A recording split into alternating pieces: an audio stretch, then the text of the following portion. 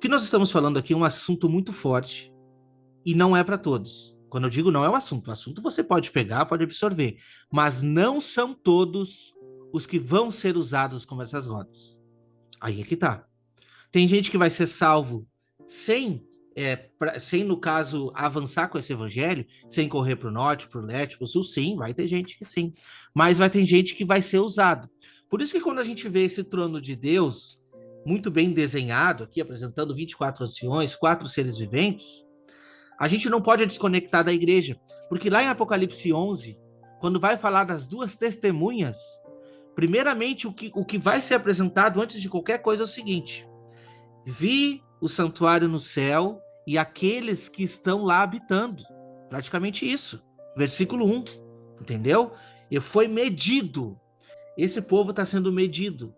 Porque Deus não vai usar qualquer um, irmão Ricardo. Não vai usar qualquer um para fazer o evangelho avançar. Sabe por quê? Porque na primeira metade da semana, as duas testemunhas elas pregam destemidamente. Quando a gente vê sobre as pessoas indo para diante do altar, aí em Romanos, lá em Hebreus 10, 19, diz que é com interpridez. É como se aquele lugar fosse nosso agora. Não é de qualquer jeito que a gente chega para diante do altar, entende? Nós não devemos chegar de qualquer jeito. Por isso que todos os dias a gente tem que lutar contra nós mesmos, entendeu? Do contrário, nós vamos ser só espectadores. E aí a gente vai dizer, puxa vida, por que eu não fiz? A gente vê histórias maravilhosas de profetas, a gente vê histórias maravilhosas dos personagens bíblicos, a gente diz, nossa, eu queria ser como José, eu queria ser, né, como Zacarias, eu queria ser como João Batista. Você queria ser, mas e por que não é? Por que não começa? O que precisa? É uma coisa muito pessoal. É entre você e Deus, entre eu e Deus. Se a gente quer se permitir ser usado, nós precisamos de mudança de vida, de arrependimento, para sermos achados diante do trono, entende? E assim a gente consegue ter essa conclusão que Deus espera de nós, né? Amém. Amém? Amém. Então, versículo 9 diz assim: quando esses seres viventes derem glória, honra e ações de graças ao que se encontra sentado no trono, ao que vive pelos séculos dos séculos, os 24 anciões prostrar-se-ão diante daquele que se encontra sentado no trono e adorarão o que vive pelo século dos séculos, e depositarão as suas coroas diante do trono, proclamando. Que acontece? Esse texto aqui, ele vai... É como se não tivesse divisão, né? Então a gente acaba lendo tudo.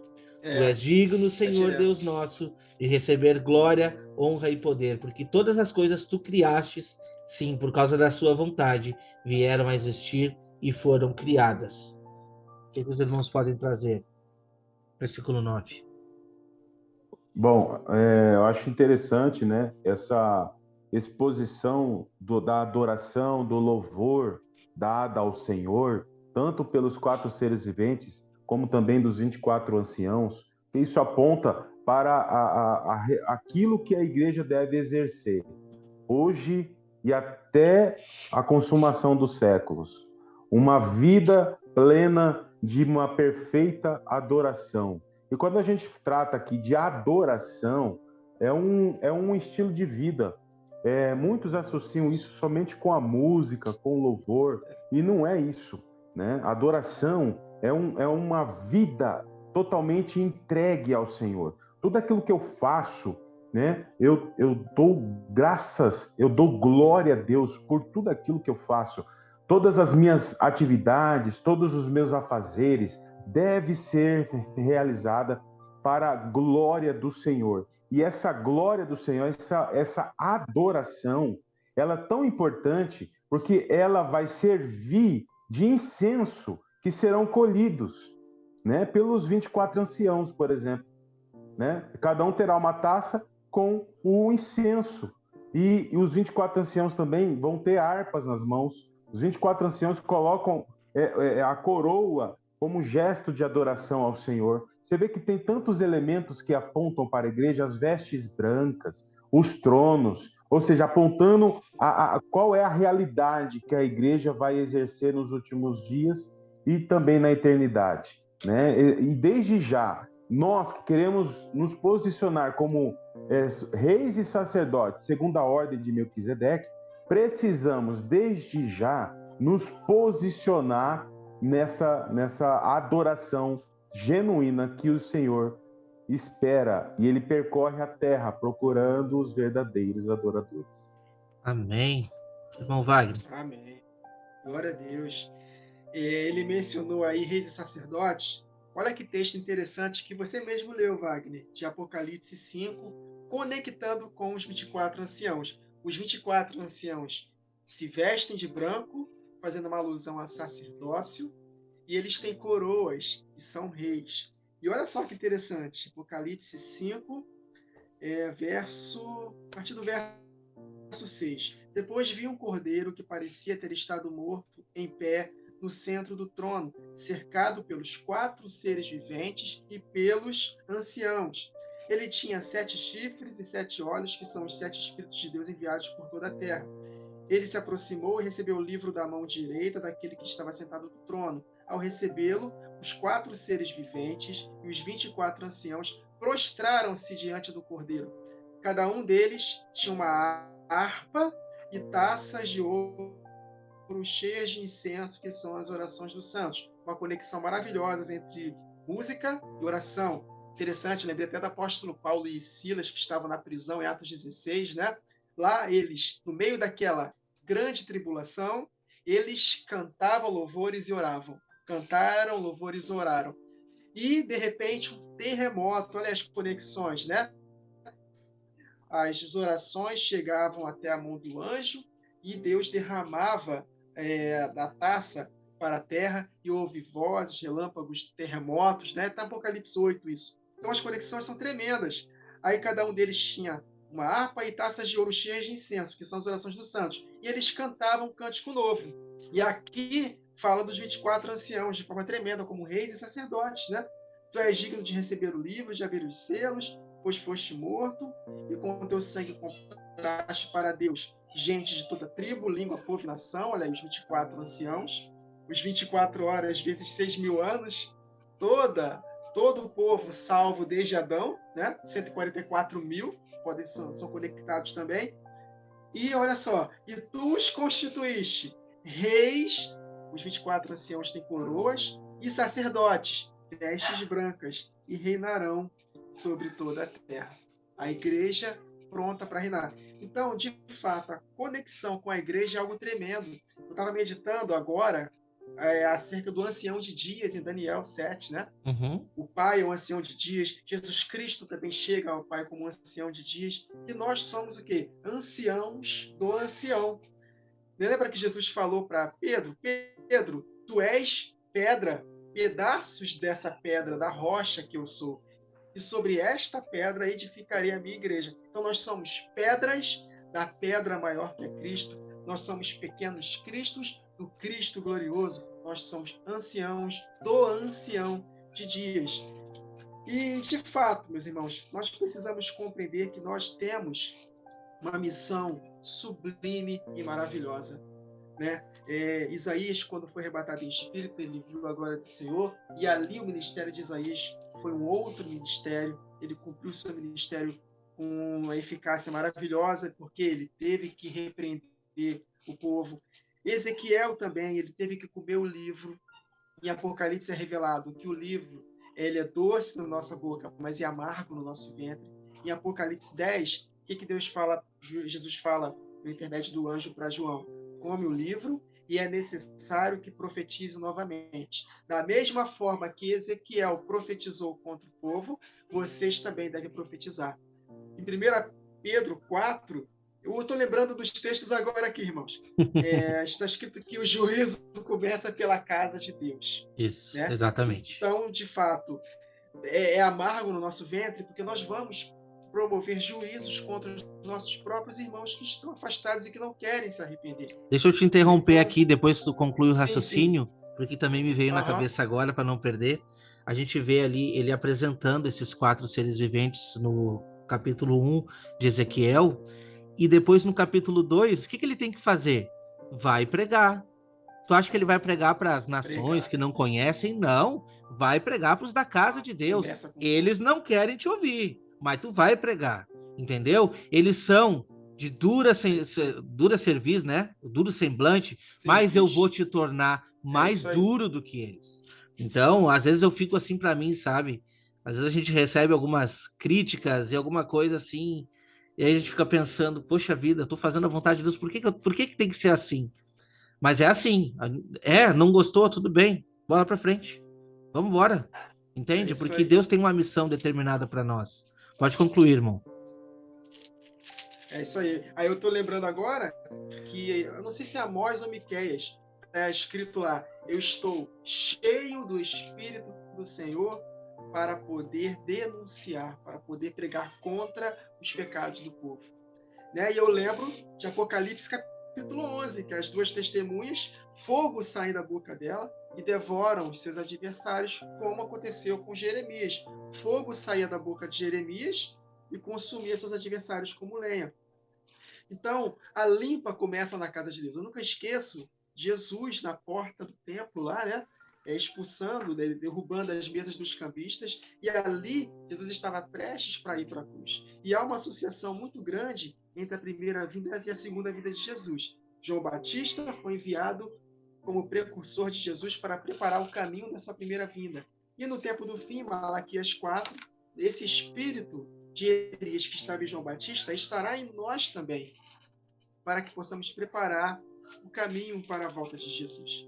Então a missão não é fácil, por isso que Jesus ele se apresentou dessa forma para Isaías, se apresentou dessa forma para Ezequiel, se apresentou dessa forma para a menorá devidamente acesa para cumprir seu propósito. De fato, compreendermos a glória de Deus, a beleza da sua santidade, adorando a Ele, e a adoração é um estilo de vida. Então, de fato, isso vai fazer com que nós tenhamos autoridade para poder cumprir a missão nos últimos dias. Então, o cerne da questão aqui, o resumo, o caldo do que nós meditamos na última gravação e essa, é a igreja devidamente preparada para o tempo do fim. Eu vou repetir, a consciência da glória de Deus, desse poderoso, todo-poderoso que está em nós, nos gera em nós confiança, adorando a Ele na beleza da sua santidade, andando em santidade e cumprindo a missão com confiança. Porque todo aquele que é nascido de Deus vence o mundo. E essa é a vitória que vence o mundo, a nossa fé. Então Jesus falou, no mundo vocês terão aflições, nós seremos perseguidos, mas tem de bom ânimo, eu venci o mundo. Então nós precisamos, de fato, cada vez mais desenvolver esse relacionamento com o nosso Senhor, adorando a Ele na beleza da sua santidade, para que possamos ter confiança que aqueles que confiam no Senhor jamais serão confundidos. E nós vamos cumprir a nossa missão. E eu já falo isso como nós, porque eu tenho uma percepção muito forte no meu coração de que estamos na geração do fim. Eu não creio, possa ser que eu esteja errada, mas eu acho que a nossa geração, meus irmãos, é de fato a última geração que vai ver a volta de Jesus. Amém. Então, daqui a uns próximos 20, 25 anos, se estivermos vivos, nós precisamos estar com o coração pegando fogo, porque Deus vai nos usar. Mas para isso, nós temos que perseverar nesse batidão até o fim, se enchendo da verdade, investindo cada vez mais nosso tempo nas coisas do reino, porque são desses trabalhadores que Deus está contando conosco. E Ele conta conosco. Ele não vai fazer a obra dele sozinho. Ele poderia fazer porque Ele é todo poderoso, mas Ele quis dessa forma.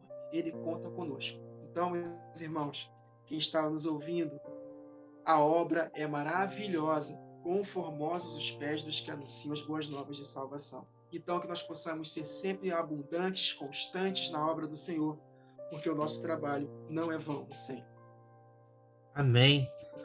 O versículo ele vem nos trazer, o versículo 9, que vocês trouxeram muito bem aí, que é uma condição, né? Quando esses seres viventes derem glória, honra, ações de graça, ao que se encontra sentado no trono e vive pelo século dos séculos, aí sim, os 24 anciões prostrar-se-ão diante do trono e então assim, depositarão ali as coroas diante do trono, proclamando que só Deus é digno, né, de honra, louvor e tudo que a gente sabe. E a gente vê exatamente nesse momento que nós fizemos conexão perfeita com a última semana de Daniel.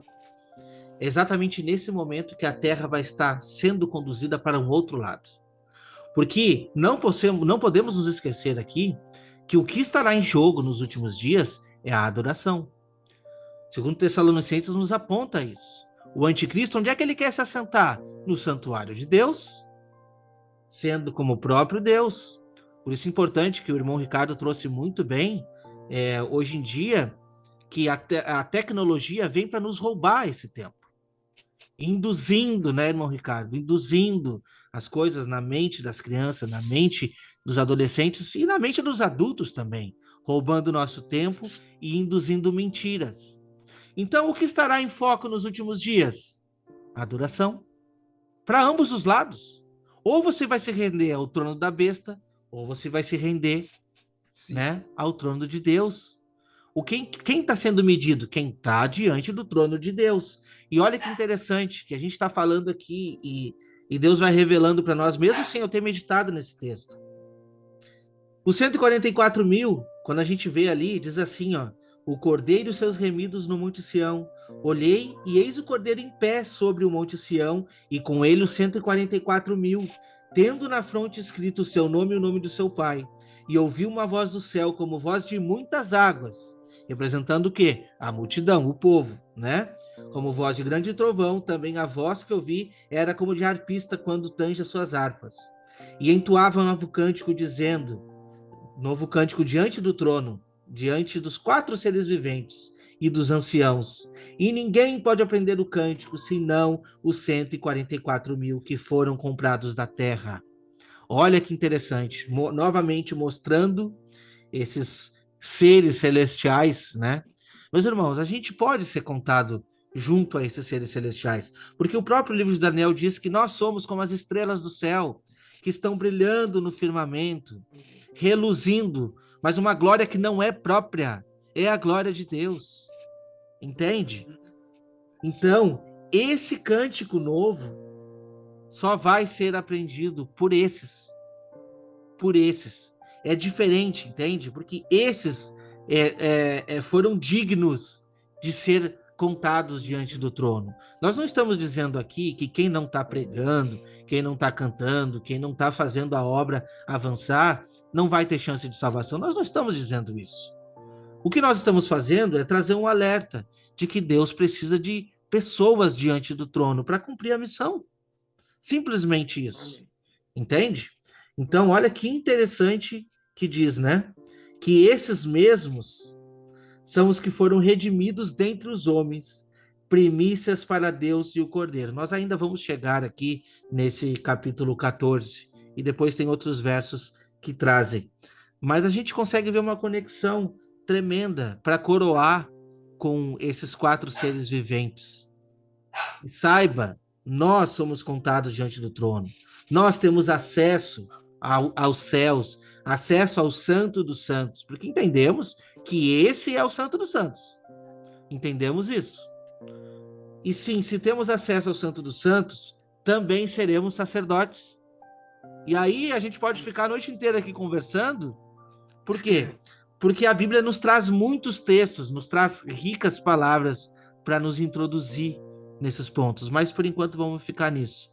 Meu irmão Ricardo, quer dar sua conclusão aí? Amém, amém. Sim, vou concluir só para trazer essa questão que o Wagner Nunes trouxe, né?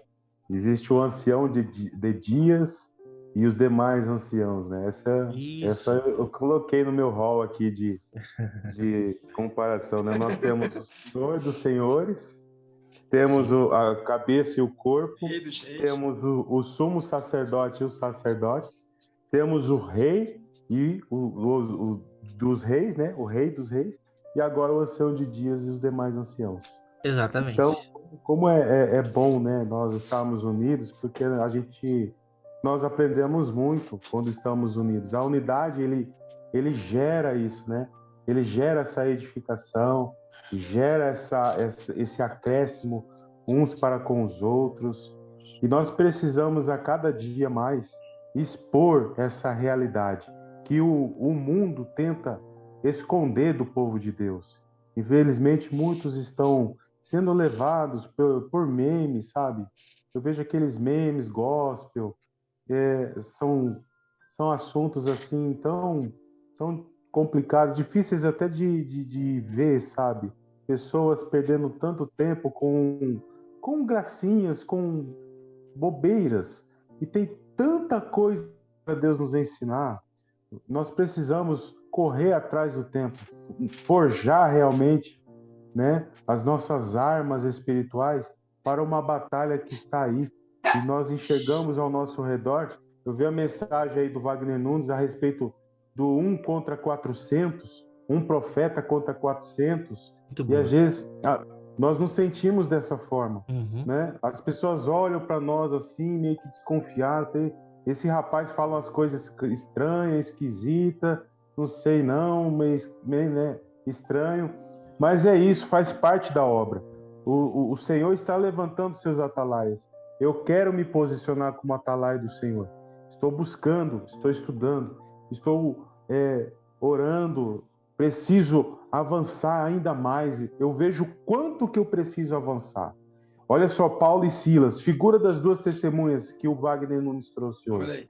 Olha só, é interessante esse contexto. É ensinamento para nós que queremos nos posicionar como duas testemunhas, né? Paulo e Silas, Estevão e Felipe, o Micaías, o profeta Ezequiel, quando ele foi levantado com a visão dos 4 querubins que a gente tratou hoje aqui, e logo em seguida a visão gloriosa, Deus mandou ele, vai pregar, agora você vai pregar, senão você vai ser como eles, casa rebelde. E você fala, mesmo que eles sejam casa rebelde. Você vê mensagens tão valiosas que nós precisamos meditar, aprender e transmitir para aqueles que estão ao nosso redor. Existe uma batalha vindo aí. E os 4 querubins que apontam para a obra do Senhor, através das suas 2 testemunhas, é um lado da batalha. O outro lado da batalha, nós temos o querubim maligno. Olha só, batalha de querubins aí. Os 4 querubins com as 2 testemunhas e o querubim maligno, Satanás, dando poder ao anticristo nesta terra nos últimos dias. Então nós precisamos nos posicionar, como está escrito aqui, né, em Joel mesmo, a voz, levantar as nossas vozes como trombeta, Isaías 58:1, levanta a alta voz como trombeta e anuncia. Nós precisamos nos posicionar para isso. Louvado seja Deus. Amém, amém. Irmão Wagner, tá por aí? O Wagner, eu acho que... Tá aí. Suas conclusões, meu irmão? Tá me vendo aí? Estamos sim. Tá conseguindo me ouvir? Sim. Sim. Então, eu não estou conseguindo ouvir vocês direito, tá caindo a conexão aqui. Então, consideração final é isso mesmo. Nós precisamos cada vez mais buscar ao Senhor, porque Ele nos fará lembrar as coisas que Jesus disse. Jesus nos falou isso acerca do outro Consolador. E como é que nós vamos lembrar das coisas que o Senhor nos fala? Através da sua palavra. Então, quanto mais nós meditamos na palavra de Deus, o Espírito vai nos influenciando, nos inspirando a lembrar de outras passagens e conectar. Né? Eu não planejei falar nem 30% do que eu falei aqui, mas o Espírito vai nos conectando, vai nos fazendo lembrar de outras passagens e nos revelando verdades frescas, né? Revelações frescas para nós. Então, de fato, eu peço para que os irmãos que estão nos ouvindo possam buscar a Deus cada vez mais com paciência, que no tempo certo Deus vai aos poucos revelando essas verdades e nós vamos crescendo. Isso que nós estamos meditando aqui não foi da noite para o dia, são anos de busca, anos de meditação, e através da nossa busca Deus nos presenteia com as revelações e que nós possamos receber as revelações e ter a responsabilidade de viver uma vida santa para que nós possamos, de fato, ganhar o mundo e não perder a nossa própria alma, né? como o apóstolo Paulo falou para Timóteo, tende cuidado de ti mesmo e da doutrina, porque fazendo isso salvarás tanto a ti mesmo quanto aos que te ouvem. Então, eu encorajo os irmãos a investirem tempo com a verdade, que Deus, ao longo do tempo, vai revelando mais ainda, e aí nós vamos crescendo na graça e no conhecimento do Senhor Jesus. Não tem dádiva maior, meus irmãos, do que conhecer a Deus. Palavra de Amém. vida eterna, né? Exato. Amém? Amém, meus irmãos, amém. O irmão Ricardo trouxe aqui sobre louvores, sobre adoração, sobre música, né? Porque o texto nos trouxe aqui uma adoração plena e repleta dada ao Senhor Deus, aquele que é o merecedor de tudo isso. Infelizmente, a gente vê uma igreja, eu não quero trazer aqui placa nenhuma, tá? Quando eu falo de igreja, eu tô falando de pessoas. Uma igreja que está, sim, acostumada a ir nos templos, levantar as suas mãos para cantar, muitas vezes chora, se emociona, né? Mas sai de lá e a sua vida não muda. Só vai mudar no próximo culto, uma semana depois. Não é isso que Deus quer. Deus quer o que o irmão Wagner falou. Pessoa empenhada a lutar contra a carne, lutar contra o pecado. Aqueles que são dignos de serem contados junto ao altar, aqueles que são dignos de receber essa coroa, aqueles que são dignos de cantar o cântico novo, o cântico da vitória, não são os que estão levantando as mãos na igreja e cantando hinos, se emocionando e vivendo a vida de qualquer jeito. Não. São os que estão sofrendo tribulação na carne. São aqueles que estão sendo perseguidos, que ainda vão ser. Mas são aqueles que estão empenhando a sua vida em fazer a vontade de Deus. E é isso que nós estamos trazendo aqui.